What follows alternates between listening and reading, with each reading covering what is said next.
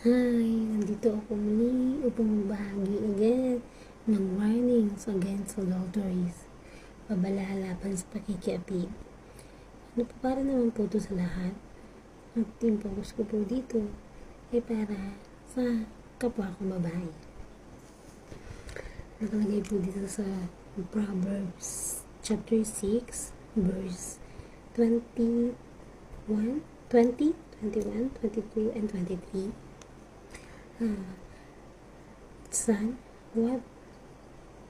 Son, do what your father tell you and never forget what your mother taught you.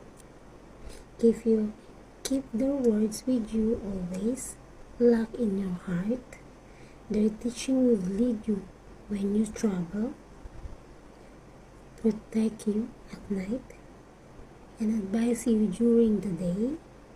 Their instruction are shining light. Their correction can teach you how to live. Tatagalogin po natin. Ang aking aking anak, utos nga ng amo mo ay sundin mo. Huwag mong tatalikdan ang turo na inang giliw. Sa puso mo ay ukit, itanim ito sa isip.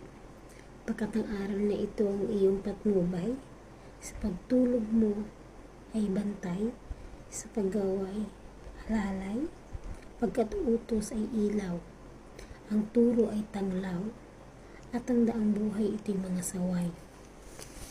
Nakalagay po dito na huwag nating kakalimutan ang paalala o aral na binigay sa atin ng magulang.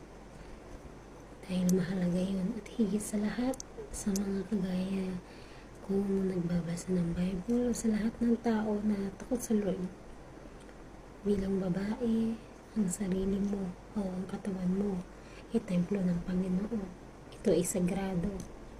Kung nagagawa ka man ng pagkakamali sa nakaraan o dating gawain, hindi ka puhusgahan ng Lord.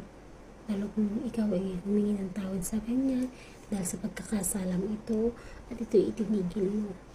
Tandaan mo, bilang babae, hindi ka tuwiran na dahil niloko ka ng partner mo, na dahil ginawan ka ng masama o gumawa ng ganun, igagawin mo din.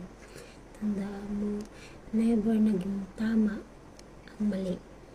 Kaya hanggat kaya mong pigilan, iwasan mo. Dahil hindi nakatwiran na porke niloko ka, ilolokohin mo rin, porke may ginamit, mapapagamit ka din. Hindi. Masasabi ko lang sa'yo, bilang babae,